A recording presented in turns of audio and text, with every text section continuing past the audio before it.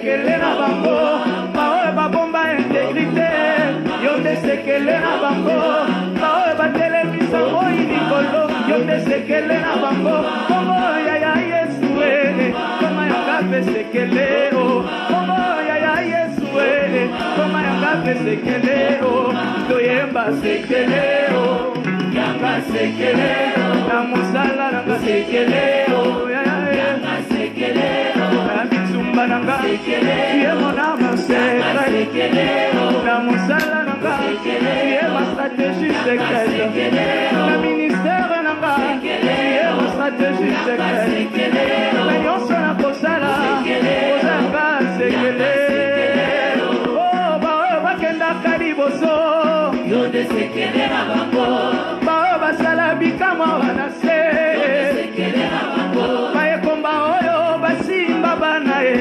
sekele na bango baselibatere oyo basimba mabala sekele na bango bashomere oyo bazwande misala sekele na bango yaya Yesu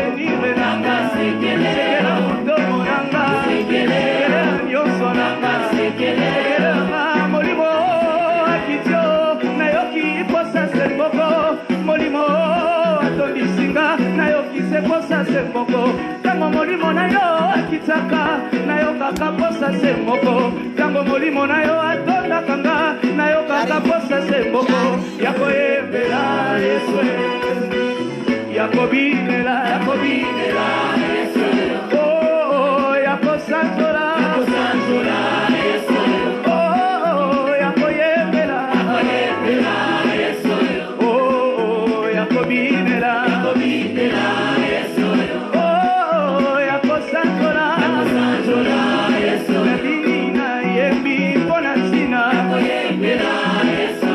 na kolekata Dawidi nasanzoli ye na milolo mpe na maboko ye oh yakoyembela oh yakobinela oh yakosanzola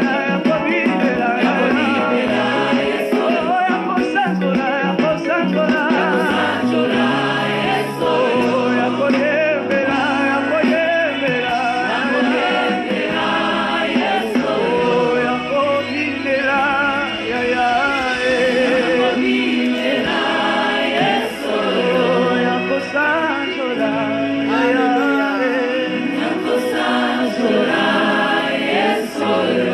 Nous sommes là pour toi, Jésus. Wende kosanzola nzambo likolo na nyonso ezande yo soki biso bikela moto osangani ezande mpona kokumisa yo mokeli wa afanda na ngwele mokeli wa abongi na nyonso bisika kombo ya mokeli etangamaka nyonso efukamaka bisika kombo na yo Yesu etangamaka kombo mosusu etangamaka elle déclare c'est pourquoi aussi Dieu l'a souverainement élevé. Il lui a donné un nom qui est au-dessus de tout nom, afin qu'au nom de Jésus, tous genoux fléchissent. La maladie fléchit devant le nom de Jésus. Nos problèmes fléchissent devant le nom de Jésus. Nos difficultés fléchissent devant le nom de Jésus. Nous sommes là pour toi, Jésus.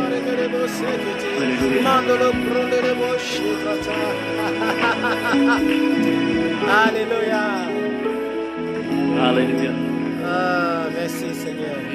Je ne sais pas si vous en avez raté. Que sa grâce soit avec vous. Je suis l'évangéliste plus que vainqueur, votre humble serviteur.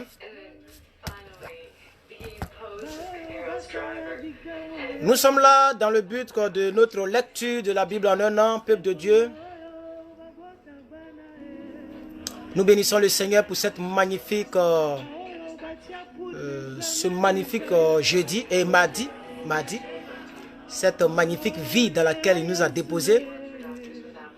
Même si nous faisons partie de la génération perverse, mais nous ne sommes pas de la génération perverse. Nous sommes dans cette génération de la fin des temps. Mais Dieu merci que vous et moi, nous n'en faisons pas partie.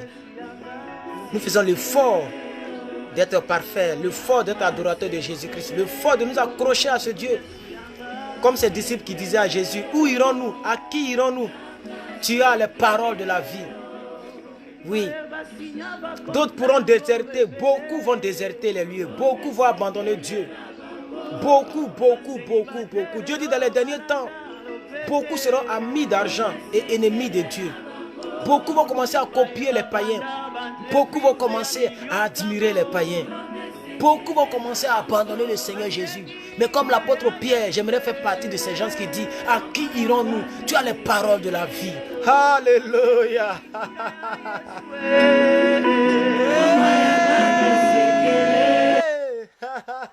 Toujours comme d'habitude. Toujours comme d'habitude. Toujours comme d'habitude. Que Dieu vous bénisse et que sa grâce soit avec vous.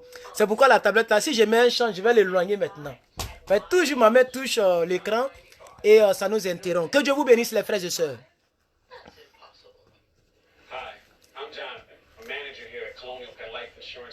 Attendez, je vais éteindre la télé parce que ça me dérange un peu là.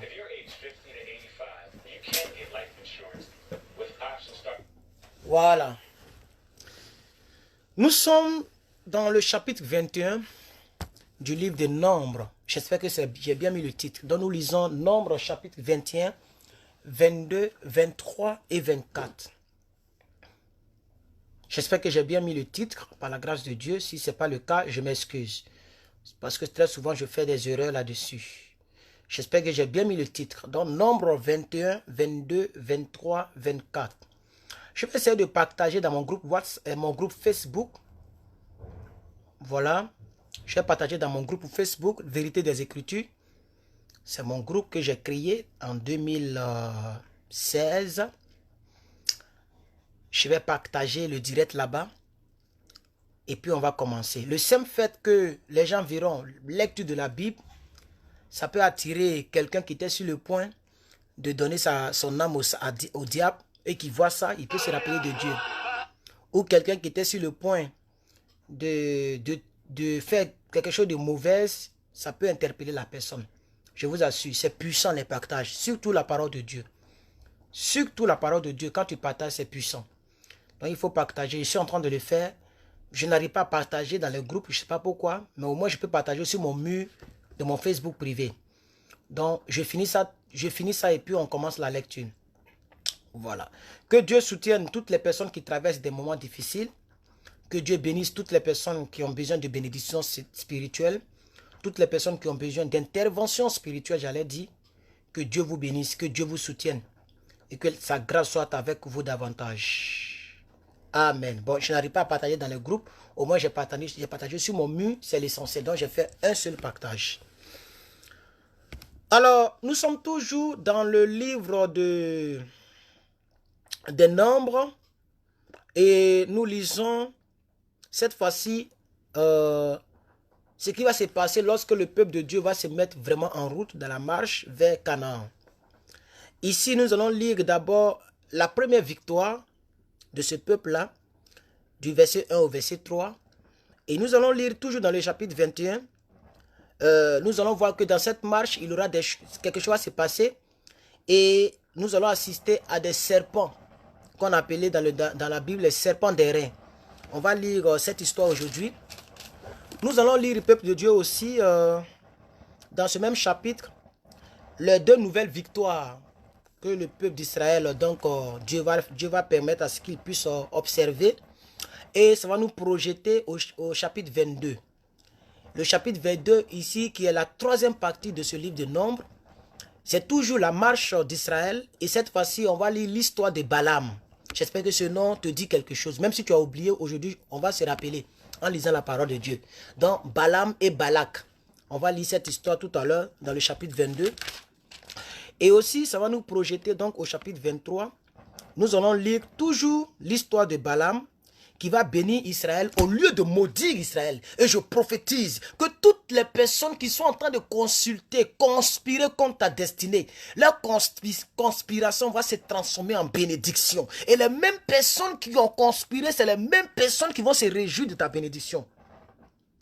Écoute, ton ennemi va se transformer en ton prophète.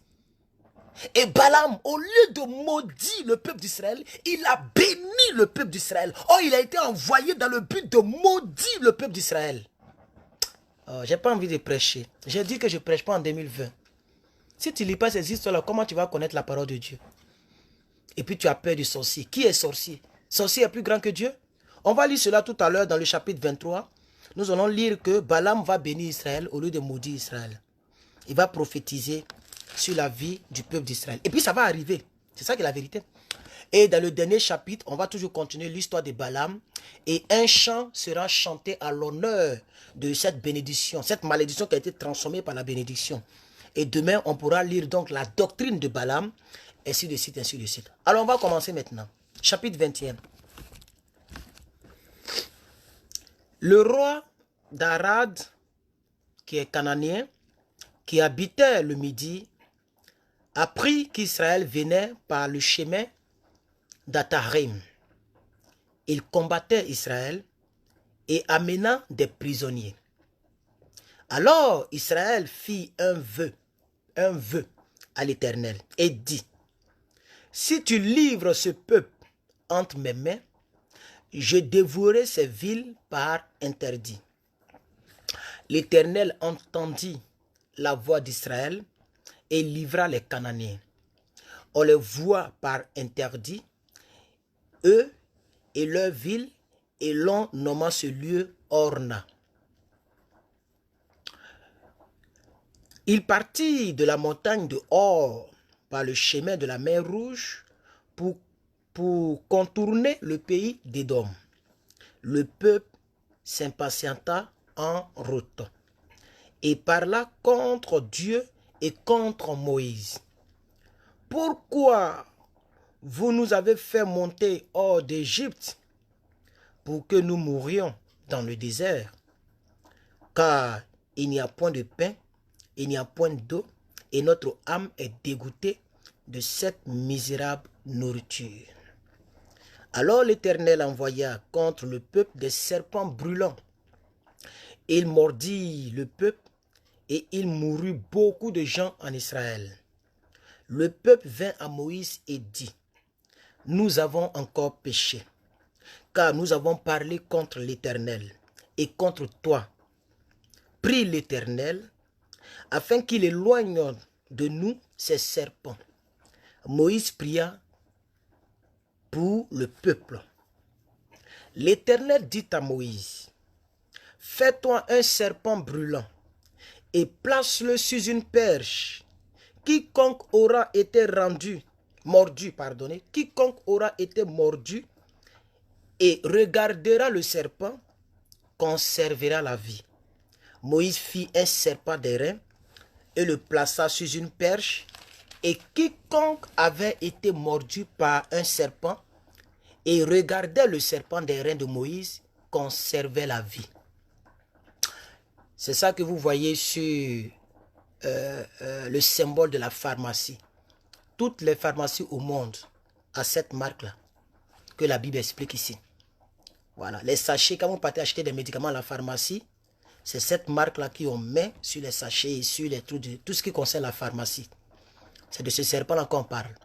Verset 10, nous sommes dans le chapitre 21, le livre des Nombres, nous sommes au verset 10. Les enfants d'Israël partirent et ils campèrent à Obof.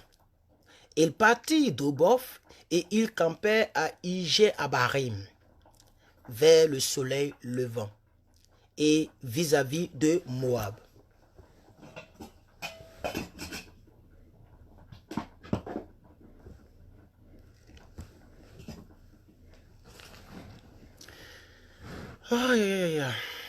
De là, il partit et il campait dans la vallée de Zéred. Verset 13.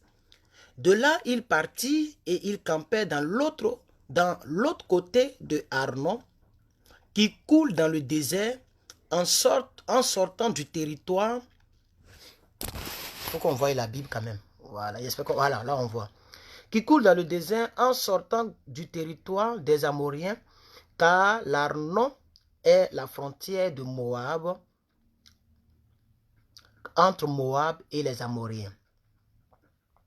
C'est pourquoi il est dit dans le livre de guerre de l'Éternel, Vaheb en Sufa et les torrents de l'Arnon.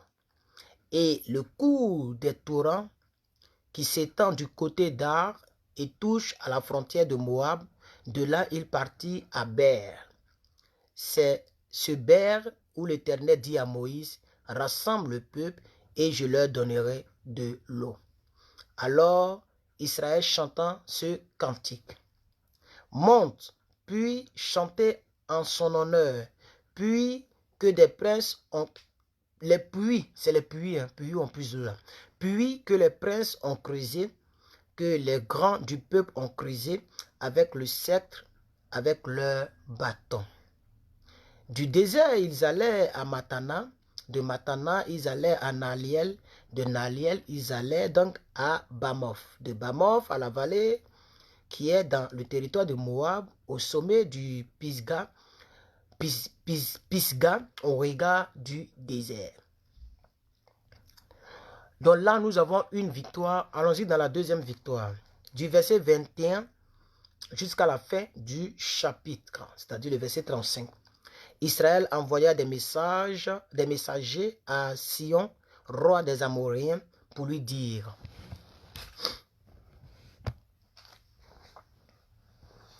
laisse-moi passer par ton pays. Nous n'entrerons ni dans les champs, ni dans les vignes, ni nous ne boirons pas de l'eau des puits. Nous suivrons la route royale jusqu'à ce que nous ayons franchi ton territoire. Sion n'accordant point à Israël le passage sur son territoire, il rassembla tout son peuple et sortit à la rencontre d'Israël dans le désert, et il vint à Jahath et combattit Israël.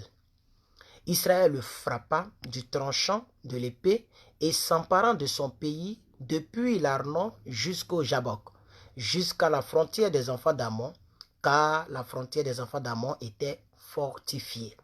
Alors quand on dit la frontière était fortifiée, c'est-à-dire cette frontière c'était clôturée.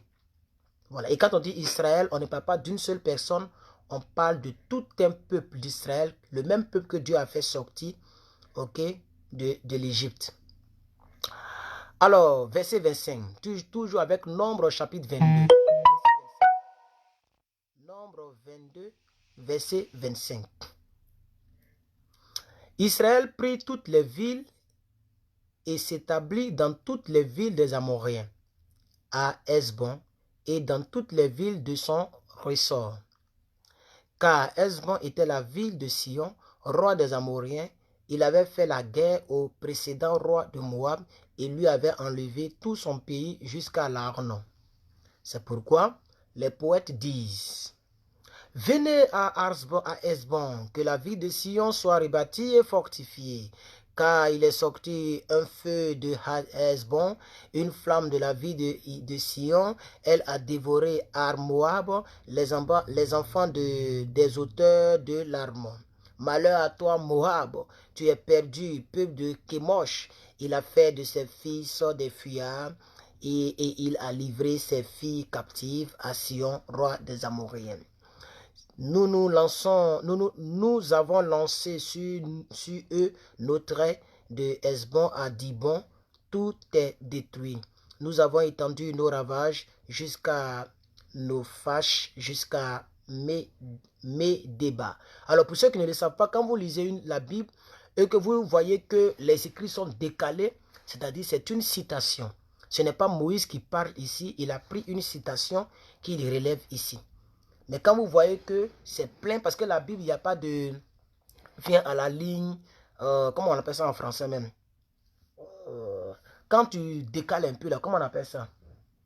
C'est-à-dire faire des paragraphes. Voilà, la Bible est écrite de manière pleine, tout est plein, il n'y a pas paragraphe, tout est plein, tout est bourré. Normalement, c'est comme ça la Bible est écrite. Voilà, souvent quand il y a point, on vient à la ligne. Mais lorsqu'on vient à la ligne, il n'y a pas de décalage. Comme le français qu'on a appris à l'école. On ne décale pas un peu pour faire un paragraphe, c'est un plein. La Bible, c'est écrit comme ça. Donc, quand vous lisez et que vous voyez qu'à un moment, tout est décalé et qu'on laisse un petit espace, c'est que c'est une citation. Ce n'est pas l'auteur Ses paroles ne viennent pas de l'auteur, c'est juste des citations qu'il a écrites. J'avais expliqué ça en 2018. Je pense que ceux qui lisaient avec moi en 2018, certaines personnes vont se rappeler. Donc je réitère encore, puisque ce que je viens de dire, c'est décalé. Je ne sais pas si dans vos Bibles c'est décalé, mais ici c'est décalé. Donc je vous montre pour qu'on puisse bien se comprendre.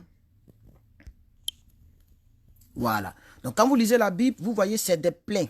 Ici, il n'y a pas de décalage. Tout est plein, vous voyez. En tel enseigne même que les versets, le nombre de versets et les écrits sont à la même ligne. Tout est un plein. On peut mettre point pour venir à la ligne, mais il n'y a pas de décalage. Tout est un plein. Tout est un plein. Donc, quand vous voyez un décalage comme ici, c'est une citation. Alors, Israël chantant ce cantique. C'est le cantique qu'Israël chanta là, que Moïse, l'auteur de ce livre-là, a mis ici. Monte, puis monte, chantez en son honneur, puis que des prêtres, bon, tu peux créer ta propre chanson. Mais ça, c'est un cantique. C'est la même chose ici, c'est là que nous sommes.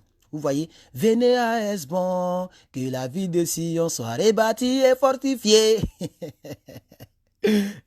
Donc c'est un peu ça, il faut comprendre ça, parce que souvent si tu comprends, tu ne sais pas de quoi il s'agit. Ça c'est une citation, c'est pourquoi toujours vous allez toujours voir 2 points. Voilà, alors on peut continuer. All right, that's great. Alors, verset 31. Israël est rétabli, là c'est Moïse qui parle. Israël est rétabli dans le pays des Amoréens. Israël a été rétabli. Voilà.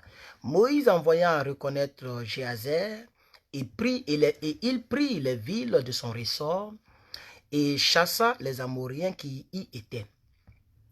Il changeait ensuite de direction et montait par le chemin de Bazan. Og, roi de Bazan, sortit à leur rencontre avec tout son peuple pour les combattre à Édréhi. L'Éternel dit à Moïse, verset 34, toujours dans le livre des Nombres. L'Éternel dit à Moïse, ne crains point, car je le livre entre tes mains, lui et tout son peuple, et son pays, tu le traiteras comme tu as traité Sion, roi des Amoréens, qui habitait à Hesbon. Il va traiter qui? Il va traiter le roi de Bazan qui s'appelle Og, O-G. Verset 35, dernier verset pour ce chapitre. Et il le bâtit, lui et ses fils, et tout son peuple, sans en laisser échapper un seul, et il s'emparait de son pays. Vous voyez donc ce Og-là, Moïse a demandé à ce Og, est-ce que tu peux nous permettre de passer dans ton champ? On ne va pas boire ton eau, on ne va pas manger tes fruits, on veut juste passer. Et il a refusé. Quand il a refusé, Dieu a donné la force à Moïse et à Israël, et ils ont bâti Og et tous ses enfants, tout son peuple, et ils se sont emparés de ce pays. C'est ça que la Bible appelle la deuxième victoire du peuple d'Israël dans le désert. Troisième partie de cette lecture, nous sommes dans le chapitre 22. Toujours le peuple d'Israël est en train de marcher dans le désert. Et nous allons lire maintenant cette histoire de Balaam et de Balak. On y va. Chapitre 22, avant-dernier chapitre d'aujourd'hui. Les enfants d'Israël partirent et ils campèrent dans les plaines de Moab, au-delà du Jourdain, vis-à-vis de Jéricho. Balak, fils de Tippor, vit tout ce qu'Israël avait fait aux Amoréens. Et Moab fut très effrayé en face d'un peuple aussi nombreux. Il fit saisir de terreur en face des enfants d'Israël. Donc ce Balak-là, qui est donc le fils de Tiphor, il avait appris l'écho. C'est en français que c'est écrit, parce qu'il voyait que depuis les gars sont en train de maltraiter les peuples qu'ils croisent. Quand le peuple d'Israël arrive dans un pays, quand il demande un service que ce roi-là refuse, ils vont les frapper, ils vont les chasser et ils vont prendre le pays en possession. Donc il a entendu ça. C'est là maintenant qu'il va commencer à faire des magouilles, mais il va échouer encore. On y va.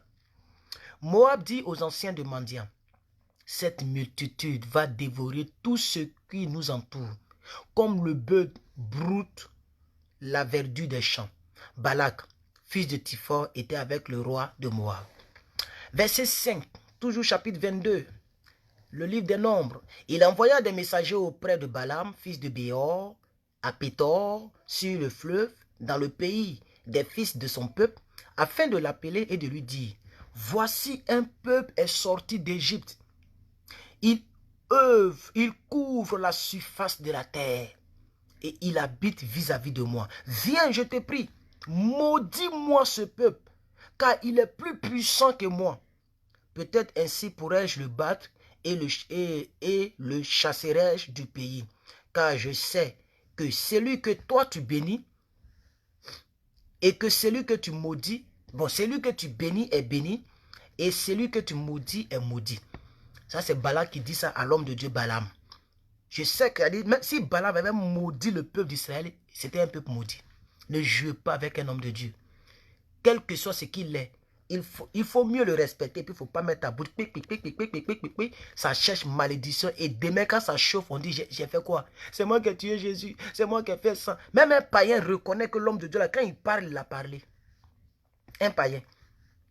Balak, il dit, celui que toi tu bénis là, je sais qu'il est béni. Et quand tu maudis, il est maudit. Pardon, vas-y. Mais malheureusement pour Balak, hein, le peuple d'Israël était le peuple de Dieu. Et Balaam est un homme de Dieu. Donc, voilà.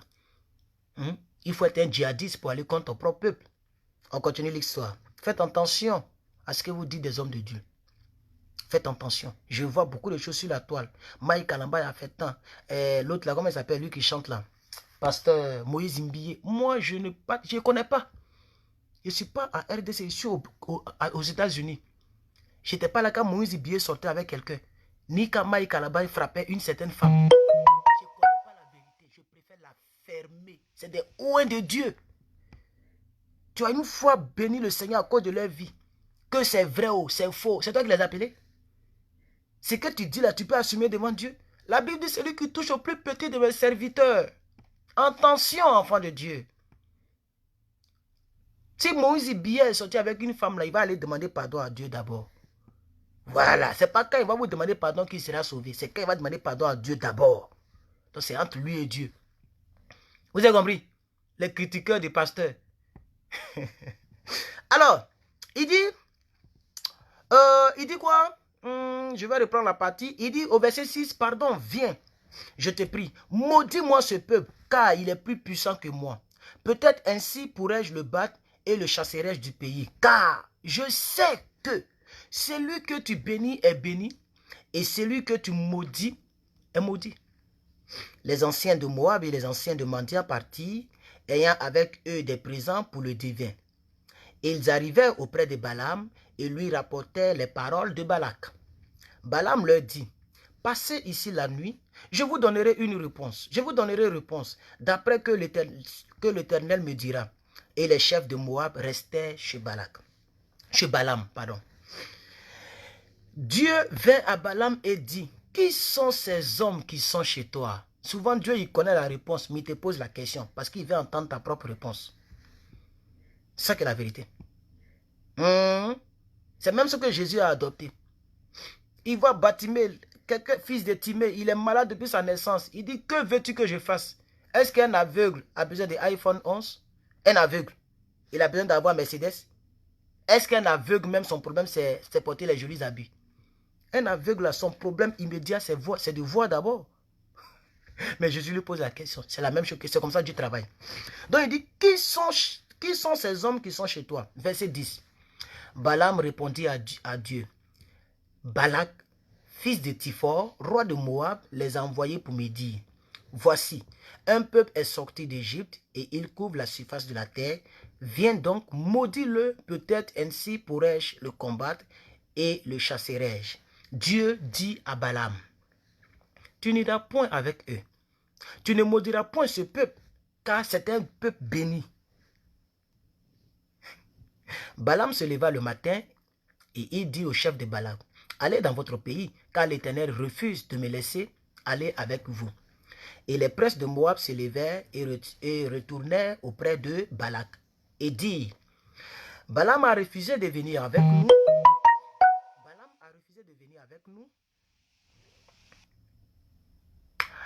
Au verset 15, Balak envoya de nouveau des chefs en plus grand nombre et plus considérables que les précédents.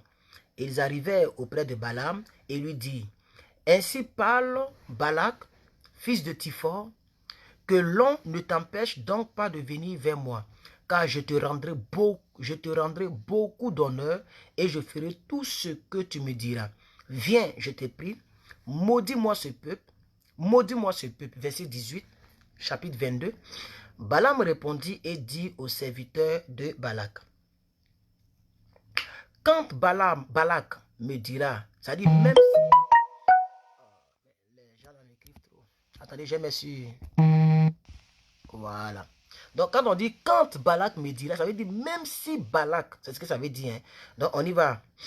Quand Balak me donnerait sa maison pleine d'argent et d'or, je ne pourrais faire aucune chose, ni petite ni grande, contre l'ordre de l'Éternel, mon Dieu.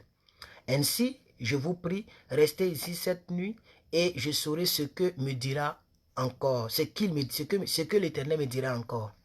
Dieu vint à Balaam pendant la nuit et lui dit, puisque ces hommes sont venus pour t'appeler, lève-toi, va avec eux, mais tu feras ce que je te dirai. Balaam se leva le matin, sella son ânesse et partit avec les chefs de Moab. La colère de Dieu s'enflamma parce qu'il était parti et l'ange de l'Éternel se plaça sur le chemin pour lui résister. Balaam était monté sur son ânesse et ses 2 serviteurs étaient avec lui. L'ânesse vit l'ange de l'Éternel qui se tenait sur le chemin, son épée nue dans la main. Elle se détourna du chemin et alla dans les champs. Balaam frappa l'ânesse pour le ramasser dans le chemin, pour le ramener dans le chemin. L'ange de l'Éternel se plaça dans un sentier entre les vignes, et il y avait un mur de chaque côté. L'ânesse vit l'ange de l'Éternel, c'est-à-dire Balaam qui est Balaam là, lui-même il ne voit pas l'ange là. C'est l'ânesse là qui voit l'ange là. L'ânesse vit l'ange de l'Éternel, elle se serra contre le mur et pressa le pied de Balaam contre le mur. Balaam le frappa de nouveau. L'ange de l'Éternel passa plus loin et se plaça dans un lieu où il n'y avait point d'espace pour se détourner, à droite ou à gauche. L'ânesse vit l'ange de l'Éternel et elle s'abattit sous Balaam. La colère de l'Éternel s'enflamma et il frappa l'ânesse avec un bâton. L'Éternel ouvrit la bouche de l'ânesse et dit à Balaam, « Que t'ai-je fait pour que tu m'aies frappé déjà 3 fois ?» Balaam répondit à l'ânesse, « C'est parce que tu t'es moqué de moi. Si j'avais une épée dans la main, je te tuerais à l'instant. » L'ânesse dit à Balaam, « Ne suis-je pas ton ânesse que tu as tout le temps monté jusqu'à ce jour? Ai-je l'habitude de te faire ainsi ?» Il répondit, « Non. » Même un animal... non, c'est pas vrai. Dieu... L'Éternel ouvrit les yeux de Balaam et Balaam vit l'ange de l'Éternel. Donc ça veut dire, depuis là, c'est l'ânesse ça qui voyait l'ange là. Lui, Balaam, l'homme oint, il ne voyait pas. Il y a certaines choses même que l'homme de Dieu ne peut pas voir. C'est pourquoi je dis aux gens, c'est Dieu qui exauce la prière. Mettez beaucoup plus votre confiance en Dieu au lieu de mettre votre confiance à un homme de Dieu. Parce que Dieu même lui-même peut limiter l'homme de Dieu là dans ta vie. C'est-à-dire quand ça te concerne, l'homme de Dieu ne voit plus clair. Quand il prie pour toi, c'est le contraire qui se réalise sur toi. Quand c'est comme ça, il faut vraiment revoir ta vie pour voir qu'est-ce qui ne va pas. Pour que Dieu lui-même directement ouvre tes yeux. Vous comprenez? Jusqu'à un animal parle. L'ânesse dit à Balaam, « Ne suis-je pas ton ânesse, celui que tu as tout le temps monté jusqu'à ce jour? Ai-je l'habitude de te faire ainsi ?» Et il répondit, « Non. » L'Éternel ouvrit les yeux de Balaam et Balaam vit l'ange de l'Éternel qui se tenait sur le chemin, son épée nue dans la main. Quand on dit l'épée nue, j'espère que vous savez ce que ça veut dire. Parce que les épées avant étaient dans des coffres. On met l'épée dans le coffre. Et après on enlève dans le coffre. Mais l'ange de l'Éternel avait déjà, l'épée était déjà nue. C'était déjà prêt. Il est prêt pour attaquer. C'est ça la Bible dit l'épée nue. Ok? Alors l'Éternel ouvrit les yeux de Balaam et Balaam vit l'ange de l'Éternel qui se tenait sur le chemin, son épée nue dans la main et s'inclina et se prosterna devant. Et se prosterna quoi? Sur son visage. Verset 32. L'ange de l'Éternel lui dit, « Pourquoi as-tu frappé ton ânesse déjà 3 fois? Voici, je suis sorti pour te résister, car je te vois suivre un chemin qui mène à la perdition. L'ânesse m'a vu, elle ne s'est détournée devant moi déjà 3 fois. Si elle ne s'était pas détournée de moi, je t'aurais même tué et je lui aurais laissé la vie. » Balaam dit à l'ange de l'Éternel, « J'ai péché, car je ne savais pas que tu t'étais placé devant moi sur le chemin. Et maintenant, si tu me désapprouves, je m'en retournerai. L'ange de l'Éternel dit à Balaam, va avec ces hommes, mais tu ne feras pas répéter, tu ne feras que répéter les paroles que je te dirai. Et Balaam alla avec les chefs de Balak. Balak apprit que Balaam arrivait et il sortit à sa rencontre jusqu'à la ville de Moab qui est sur la limite de l'Arnon à l'extrême frontière. Balak dit à Balaam, n'ai-je pas envoyé des messagers auprès de toi pour t'appeler? Pourquoi n'es-tu pas venu vers moi? Ne suis-je donc pas, c'est ça non? Ne puis-je donc pas te traiter avec honneur? Balaam dit à Balak, voici, je suis venu vers toi. Maintenant, me sera-t-il permis de dire quoi que ce soit? Je dirai les paroles que Dieu mettra dans ma bouche. Balaam alla avec Balak et ils arrivaient à Kirjat Hutson. Balak sacrifia des bœufs et des brebis et il envoya à Balaam et au chef qui était avec lui. Le matin, verset 41, le matin, Balak prit Balaam et le fit monter à Bamoth-Baal, d'où Balaam vit une partie du peuple de Dieu. Alors, peuple de Dieu, on va terminer cette lecture avec le dernier chapitre, le chapitre 23, qui n'est pas du tout long, bon, qui n'est pas long, pas du tout, mais qui n'est pas long, ça fait 29 versets. Non, c'est l'avant-dernier verset, je crois. 21, 22, 23, 24. Ok, donc nous lisons le chapitre 23, ok? L'avant-dernier chapitre. Balaam dit à Balak, bats-moi ici 7 autels et prépare-moi ici 7 taureaux et 7 béliers. Balak fit ce que Balaam avait dit et Balaam offrit un taureau et un bélier sur chaque autel. Balaam dit à Balak, quand on dit Balaam, ça c'est l'homme de Dieu. Balak, c'est quelqu'un qui veut le mal des enfants de Dieu, le peuple d'Israël. Il ne faut pas confondre les deux appellations. Balaam dit à Balak au verset 23, chapitre 23, « Tiens-toi près de ton holocauste et je m'éloignerai. Peut-être que l'Éternel viendra à ma rencontre et je te ferai ce qu'il me révélera. » Et il alla sur un lieu élevé. Dieu vint au-devant de Balaam et Balaam lui dit, « J'ai dressé 7 autels et j'ai offert un taureau et un bélier sur chaque autel. » L'Éternel dit des paroles dans la bouche de Balaam et dit, « Retourne vers Balak et tu parleras ainsi. » Il retourna vers lui et voici, Balak se tenait près de son holocauste, lui et tous les chefs de Moab.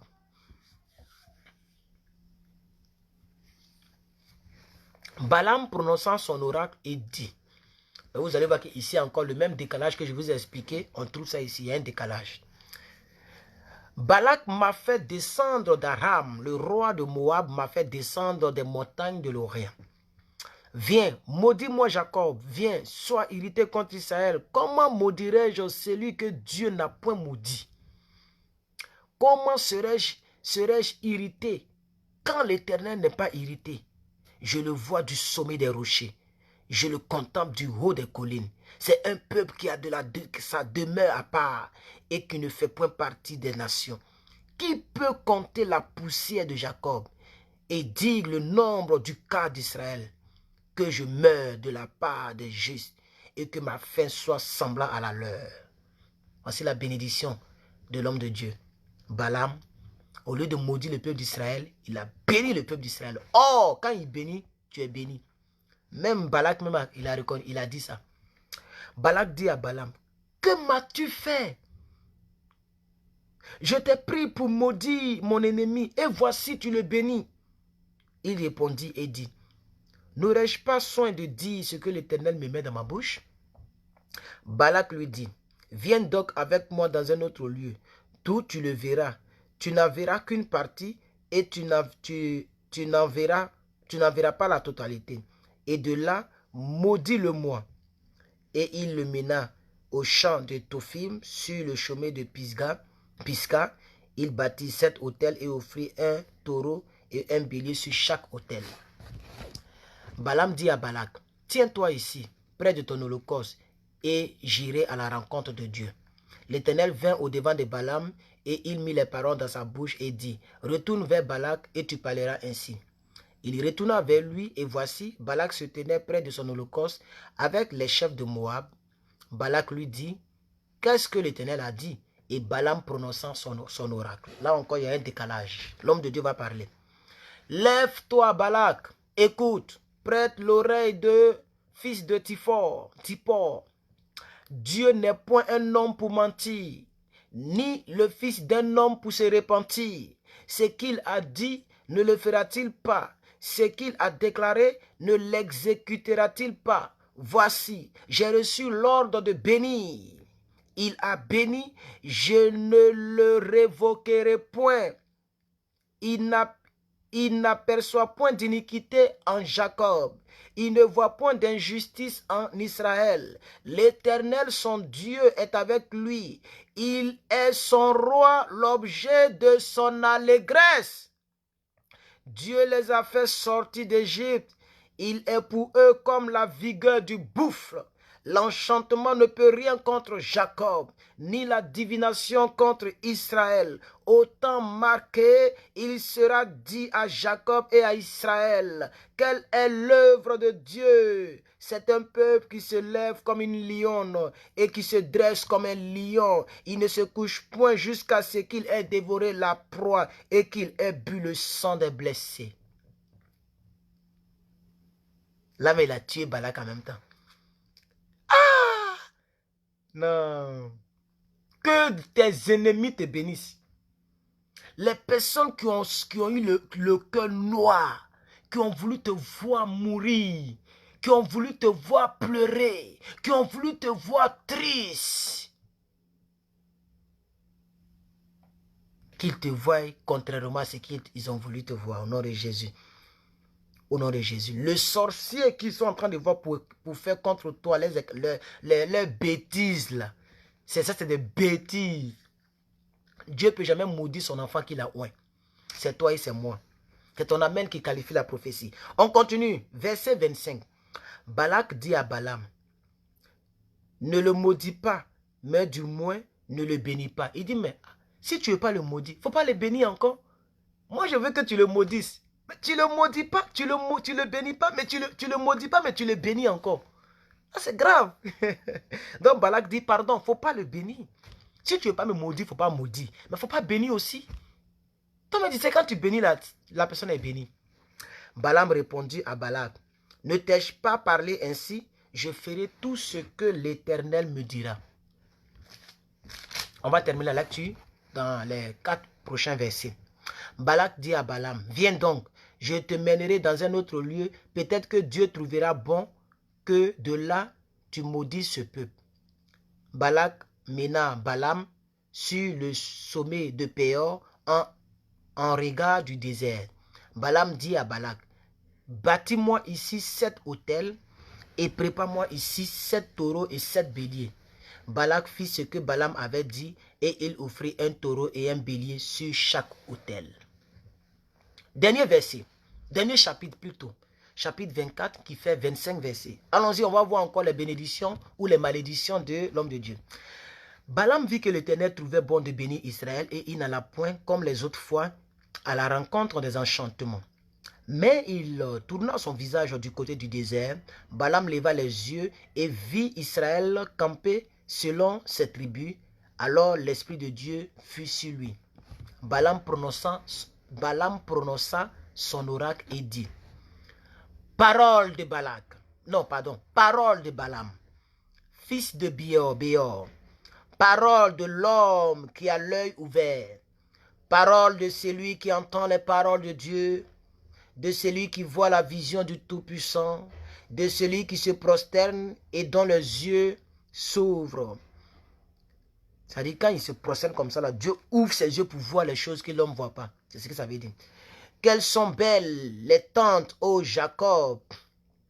Quelles sont belles tes tentes, ô Jacob. Ta maison sera belle. Tout sera bon chez toi au nom de Jésus. Tes demeures sont belles, ô Israël. Elles s'étendent comme les vallées, comme les jardins près d'un fleuve, comme des aloès que l'Éternel a plantés, comme des cèdres le long des eaux. L'eau coule de ses seaux, et sa semence est fécondée par d'abondantes eaux. Son roi s'élève au-dessus d'Agag, et son royaume devient puissant. Dieu l'a fait sortir d'Égypte, il est pour lui comme la vigueur du buffle. Il dévore les nations qui s'élèvent contre lui, il brise leurs os et les abat de ses flèches. Il ploie les genoux, il se couche comme un lion, comme une lionne qui le fera lever. Béni soit quiconque te bénira et maudit soit quiconque te maudira. L'homme de Dieu a fini de parler encore. La colère de Balak s'enflamma contre Balaam. Il frappa des mains et dit à Balaam, c'est pour maudire mes ennemis que je t'ai appelé. Et voici, tu les as bénis déjà 3 fois. Fuis maintenant, va-t'en chez toi. J'avais dit que je te rendrais des honneurs, mais l'Éternel t'empêche de les recevoir. Balaam répondit à Balak, Hé, n'ai-je pas dit au messager que tu as envoyé, quand Balak me donnerait, donc ça veut dire même si Balak me donnerait sa maison pleine d'argent et d'or, je ne pourrais faire de moi-même ni le bien ni le mal contre l'ordre de l'Éternel. Je répéterai ce que l'Éternel me dira. Et maintenant voici, je m'en vais vers mon peuple. Viens, je t'annoncerai ce que ce peuple fera à ton peuple dans la suite des temps. Alors Balaam va commencer à prophétiser ce qui va arriver avant de repartir chez lui. Balaam prononçant son oracle et dit, parole de Balaam, fils de Béor, parole de l'homme qui a l'œil ouvert, parole de celui qui entend les paroles de Dieu, de celui qui connaît les desseins de Dieu. Dessein, ce n'est pas dessiner, c'est les plans, les buts de Dieu. De celui qui voit la vision du Tout-Puissant, de celui qui se prosterne et dont les yeux s'ouvrent. Je le vois, mais non maintenant. Je le contemple, mais non de près. Un astre sort de Jacob, un spectre sort, s'élève d'Israël, et il pèse les flancs de Moab. Parce que Balaam est le roi de Moab. Moab, là, c'est un territoire. C'est là que Balaam ne voulait pas que le peuple la franchisse. Parce qu'il connaît le peuple d'Israël. Il abat tous les enfants de Seth. Il se rend maître d'Édom. Il se rend maître de Séir, ses ennemis. Israël manifeste sa force. Celui qui sort de Jacob règne en souverain. Il fait périr ceux qui s'échappent des villes. Balak vit Amalek. Il prononça donc son oracle. Amalek est la première des nations, mais un jour il sera détruit. Balaam vit Kénien. Il prononça son oracle. Il dit, ta demeure est solide et ton nid posé sur le roc. Mais le Kénien sera chassé quand l'Assyrien t'amènera captif. Balaam prononçant son oracle et dit, hélas, qui vivra après que l'Éternel l'aura établi? Mais les navires viendront de Kittim. Ils humilieront l'Assyrien, ils humilieront l'Hébreu, et lui aussi sera détruit. Balaam se leva, partit et retourna chez lui. Balak s'en alla aussi de son côté.